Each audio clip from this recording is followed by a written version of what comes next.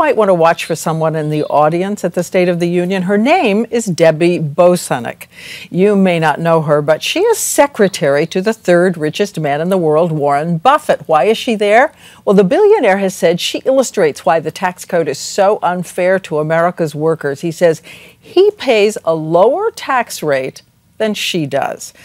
Which brings us to ABC's Jake Tapper. And Jake, the president will almost certainly bring all of this up tonight. Absolutely. He will put it in terms of tax fairness. Republicans will talk about class warfare. Campaign 2012, in many ways, tonight begins. Preparing for his third State of the Union address, President Obama this afternoon took a leisurely stroll along the White House colonnade. May I have a few touch-ups left? The president was asked how he feels about the speech he'll give to the nation in just a few hours. Not bad. He may have seemed serene, but White House officials trying to build excitement in a West Wing kind of way put out this behind-the-scenes video with shots of the speechwriters working with the president on the address and close-ups of the edited pages. We're making progress. Tonight's speech is intended as a follow-up to the fiery populism the president's been honing on the road.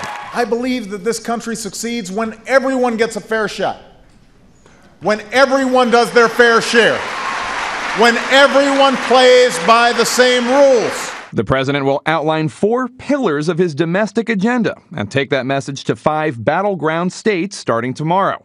Day 1, American manufacturing in Cedar Rapids, Iowa and Phoenix, Arizona. Thursday, American energy in Las Vegas, Nevada and Denver, Colorado. And skills for American workers, training and education in Ann Arbor, Michigan on Friday. At every stop, he'll push his view of American values. Higher taxes for wealthier Americans, what he calls paying their fair share, and Wall Street and government reform. We can go in 2 directions. One is towards less opportunity and less fairness, or we can fight for where I think we need to go.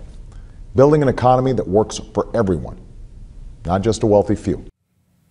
And Diane, expect to hear much more of that language going forward in this election as the president tries to make this election a choice and not a referendum on his first term. In a sense, his first chance to weigh in big after all these Republican debates. That's right. The debates have been full of negativity, in his view, and a lot of pessimism about how great America is. He will try to cast himself as the sunny optimist, Reagan-esque, if you will. And we always love to watch to see who else is in the audience. Who does the White House choose to come to these events?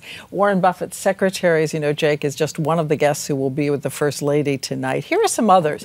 Astronaut Mark Kelly, whose wife, Congresswoman Gabby Giffords, will be sitting in the chamber, one of her final acts as a member of Congress. Laurene Powell Jobs, the widow of visionary Steve Jobs of Apple. And Sarah Ferguson, a math teacher whose Pennsylvania school faced bankruptcy, but she vowed to keep on teaching without pay.